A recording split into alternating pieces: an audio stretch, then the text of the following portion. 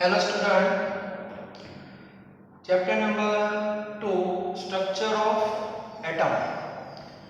उससे दो लेक्चर मैंने आगे ले लिए हैं एमसीक्यू के। अभी भी जो रनिंग चैप्टर है वो कुछ आगे नहीं बढ़ा है, तो अभी दो लेक्चर मैं ले रहा हूँ अगेन फॉर चैप्टर 2। पर्टिकुलर ज़्यादातर क्वेश्चंस वो क्वांटम नंबर और इलेक्ट्रॉन के बेस पर रहेंगे, ओके। और फोटो इलेक्ट्रिक और दो तीन बोहर मॉडल के भी है। तो आज क्वेश्चन नंबर 1 देखो आप। तो क्वेश्चन नंबर 1 जो है that is based on photo electric effect. Question number 1 that is based on photo electric effect. A photon of wavelength 5000 angstrom strike a metal surface having work function 2.20 eV. The kinetic energy of the emitted photoelectron. Photo electric effect का पूरा concept आपका clear होना चाहिए।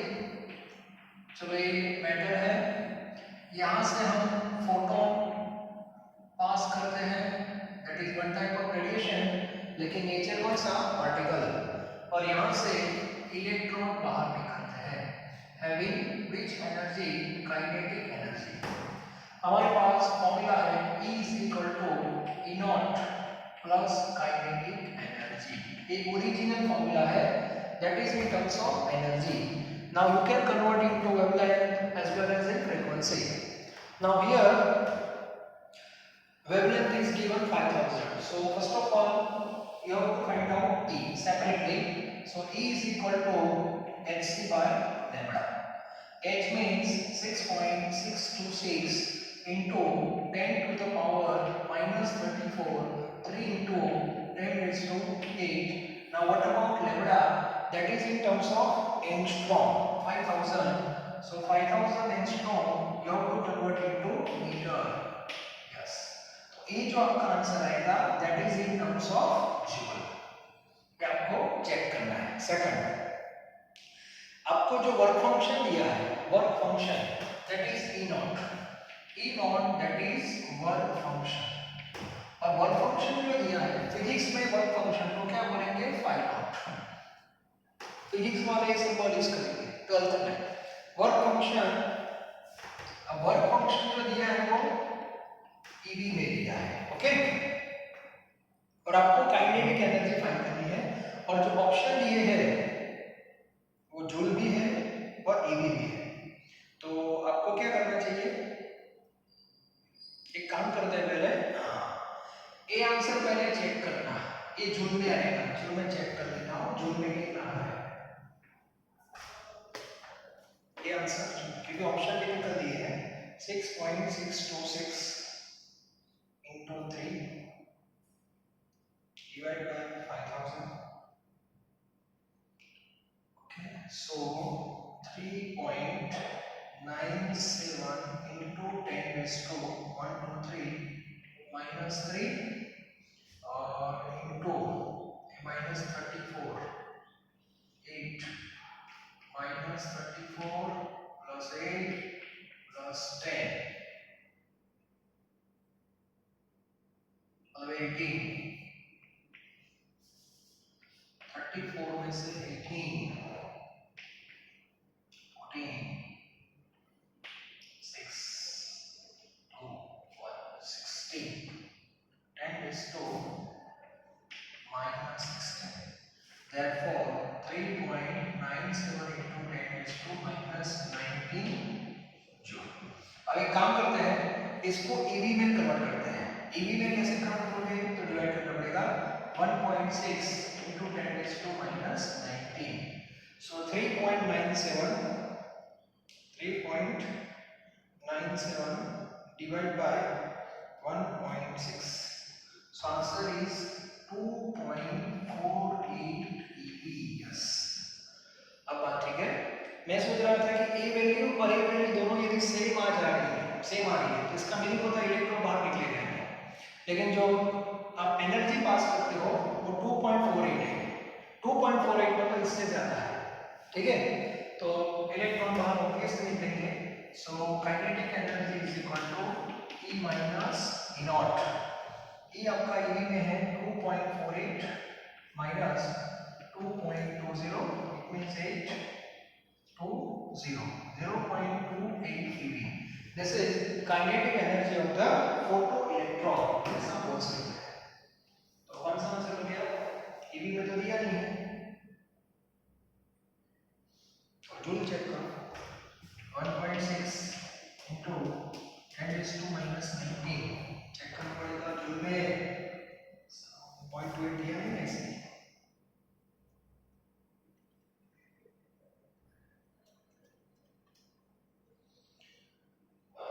.448 हाँ वही answer है।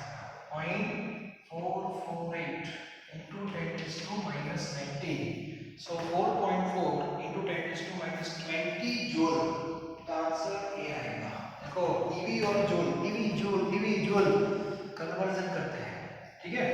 कभी कभी दो ऑप्शन होते हैं, ईवी में भी होगा, सॉरी ए वाला, और जूल में ये होगा, दोनों ऑप्शन आ सकते हैं।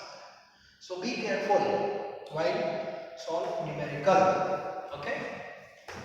Now question number 2. जीवित वाले ऐसे आपको थोड़ा वो कर देंगे, हाँ ठीक है।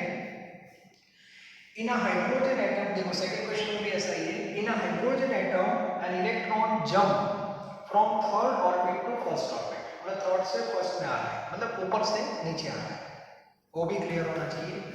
मतलब वो थर्ड में है, थर्ड से फर्स्ट में आ रहा है, तो एनर्जी का करेगा, रिलीज करेगा। अब क्वेश्चन देखो क्या है, what is the energy associated, what is the energy associated with the electron before jump. मतलब इलेक्ट्रॉन जब यहाँ पे है तब उसकी एनर्जी कितनी होगी। इट मींस आपको E से डिफाइन करना है, थर्ड एनर्जी लेवल पे उसकी एनर्जी क्या होगी, डिफरेंस नहीं है। स्टूडेंट क्या करना, 3 से 1 में डेल्टा E की फॉर्मूला लगा लेंगे, ठीक है।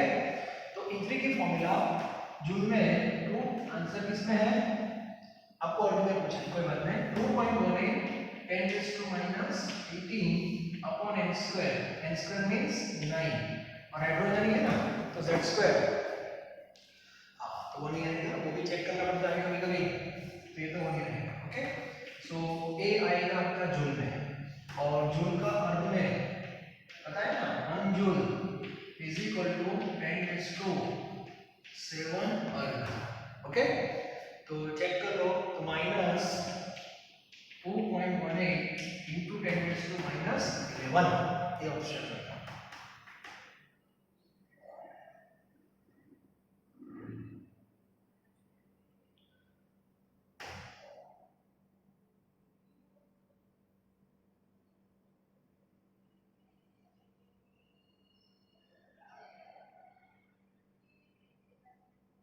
नाइन से डिवाइड नहीं, सॉरी 9 से डिवाइड करना पड़ता है ना,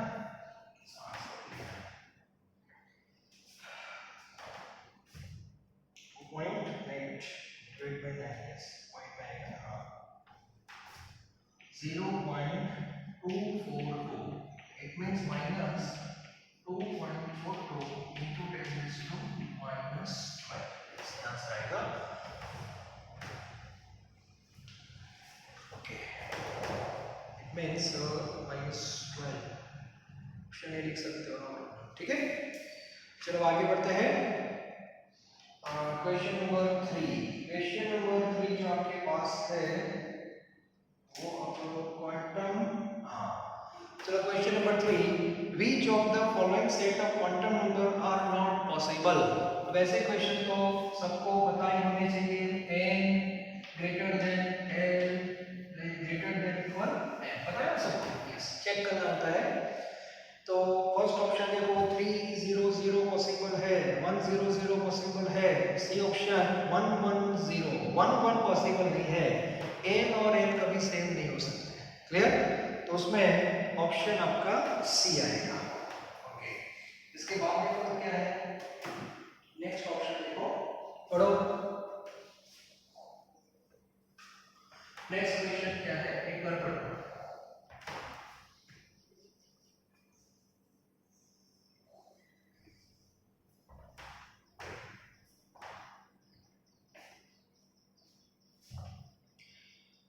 number 4. Now, in question number 4, the ratio of radius, second and third Bohr orbit of hydrogen atom. Formula क्या है? Ri is equal to 0.529 n square by z angstrom. Radius मतलब formula पहले लिख लो. Okay, एक constant है. 0.529 that is constant. अब ratio किसका लेना है? Second और third? Yes. Second means R2. Okay, so 0.529 यहाँ पे 4 हो जाएगा हाइड्रोजन में, और थर्ड 0.5299 दोनों का रेशियो ले तो कट हो जाएगा, तो आपका जो आंसर है that is 4/9. Okay, next fifth one. Fifth जो उसमें क्या है देखो, the radius of which of the following orbit is same as that of the Bohr first orbit. तो बोहर की जो फर्स्ट ऑर्बिट है उसकी रेडियस क्या होती है? 0.529 एंगस्ट्रॉम. कितनी रेडियस होती है? फिक्स हो गया है. अब हमें चेक करना है वन बाय वन. चलो ऑप्शन ए, फॉर्मूला लिख रहा हूं मैं, r = 0.529 n square by z, general formula. Okay, option A के लिए 0.529. चलो सबसे पहले कौन है? Option A n = 2. 2 मतलब यहाँ पे 4, और एलिमेंट कौन है? He प्लस का z दैट इज 2. तो ऑप्शन ए है, क्योंकि के काट होना चाहिए. ओके, ऑप्शन ए मिल जाओ. ऑप्शन डी, चलो डायरेक्ट लिख रहा हूँ ऑप्शन डी 0.529. ऑप्शन डी जो है उसका n2 लेना है, और Li प्लस का z3 मतलब ये भी नहीं रहेगा. Next 0.529 option C. Option C में n3 और नीचे z3 प्लस का हो गया, तो आपका आंसर आएगा सी. क्लियर? सॉरी 3 का स्क्वायर यहाँ पे 9 है, तो क्या नहीं, ये भी नहीं है. बी चेक करो 0.529. हमने बी में भी शायद स्क्वायर तो नहीं किया था ना. 1 मिनट. He प्लस में 2 का स्क्वायर 4 किया था, और यहाँ पे 2 ही आया था. ऑप्शन बी में 0.529 2 का स्क्वायर करना था, यहाँ पे 4. यस, और नीचे तो ठीक है, इसमें 3 का स्क्वायर 9 और 3 नीचे देखो तो n2. यस, तो 2 का स्क्वायर 4 और वेरिएबल को भी कट होता है. यस, ये आंसर है डी. तो n और z चेक करना है, n का स्क्वायर करना है, सॉरी z का नहीं. तो आंसर किसके साथ मैच हुआ? तो डी ऑप्शन के साथ मैच हुआ है. वैसे आप कंपैरिजन भी कर सकते हो. उसके बाद नेक्स्ट जो है that is question number 6. Question number 6 जो है उसमें if the shortest wavelength of hydrogen atom, if the shortest wavelength of hydrogen atom ऐसा लिखा है that is x. तो shortest wavelength Lyman series, Lyman series में shortest wavelength ls. Shortest wavelength का meaning होता है कि एनर्जी मैक्सिमम. तो मैक्सिमम एनर्जी कौन देगा लाइनमैन सीरीज में? n1 = 1 और n2 = infinite. सो 1/λ न्यू बार लिखते हैं ना, is equal to 1/λ, that is r 1 का स्क्वायर 1 इंफिनिटी, तो 0 हो जाएगा. सो 1/λ = r. ओके, r, और r जो है 1/λ = r. तो r की वैल्यू x है ना. The shortest wavelength length is x. Therefore, r is equal to 1/λ. Okay, 1/x. तो r की वैल्यू 1/x है ना. और आपको जो लाइनमैन सीरीज की जो इंफॉर्मेशन दी है, लाइनमैन सीरीज की n1 1 रहेगा और n2 इनफाइनाइट, क्योंकि शॉर्टेस्ट वेवलेंथ है. ओके, एनर्जी गैप जितनी ज्यादा उतनी वेवलेंथ शॉर्ट हो जाएगी. So nu bar is equal to 1/λ, that is r 1 का square 1 infinity 1/infinity that is 0. So r, so 1/λ is equal to r. तो इससे r की वैल्यू क्या होगी? r is equal to 1/λ.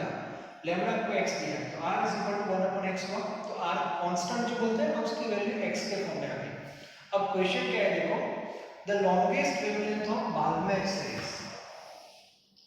अब बाल्मर सीरीज है उसकी लॉन्गेस्ट वेवलेंथ कौन देगा जिसमें एनर्जी गैप कम होगी, तो फर्स्ट लाइन, तो बाल्मर सीरीज की फर्स्ट लाइन n12 और n23, तो इसमें 1/λ इज इक्वल टू r, पहले फॉर्मूला लिख देते हैं हम, 4 माइनस 1/9।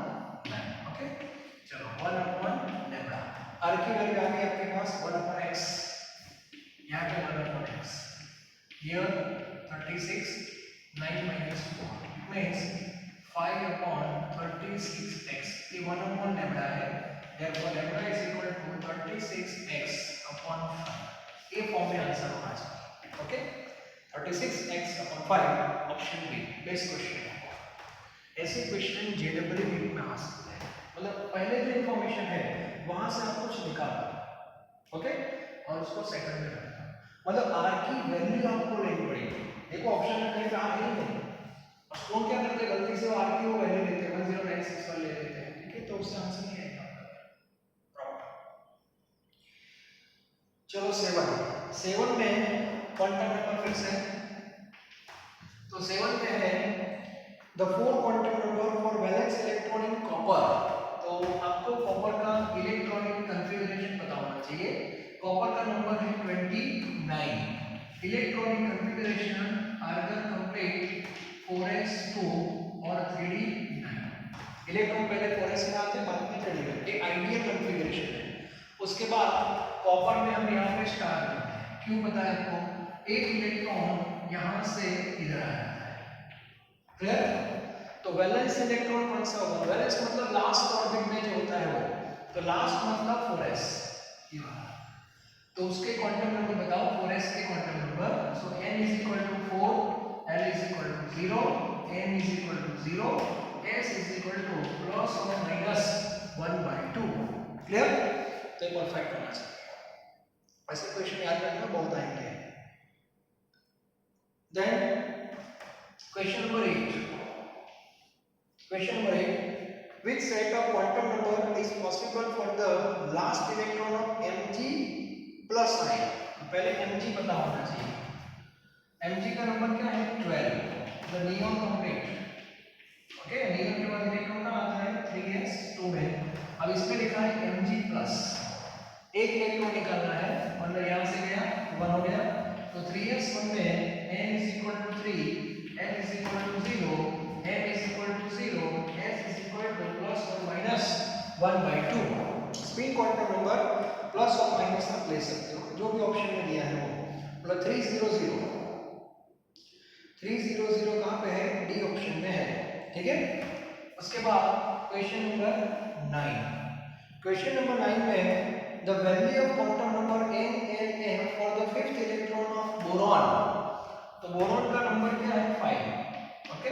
तो electronic configuration 1s2 2s2 2p1, तो फिफ्थ इलेक्ट्रॉन 2p में है, तो 2p में उसके quantum number n is equal to 2, n is equal to 1, n is equal to कोई भी हो सकता है, l की इतनी वैल्यू है तो कोई भी ले सकते हो, मतलब 2 1 वाला ऑप्शन चेक करो, 2 1 2 1 2 1 वाला एक ही ऑप्शन होगा, यस ऑप्शन बी। तो m आप कोई भी ले सकते हो, क्योंकि m की वैल्यू -1 भी हो सकती है, 0 भी हो सकती है, +1 भी हो सकती है, क्योंकि स्पेसिफाई नहीं किया है 2px है 2py है 2pz है, तो इसका आंसर यहां से मिलेगा 2 1 से, ये फिक्स, ठीक है। एंड लास्ट क्वेश्चन जो आपके लिए थोड़ा नया है, ओके, लास्ट क्वेश्चन, आज का लास्ट क्वेश्चन क्या लिखा है देखो, तो नंबर 10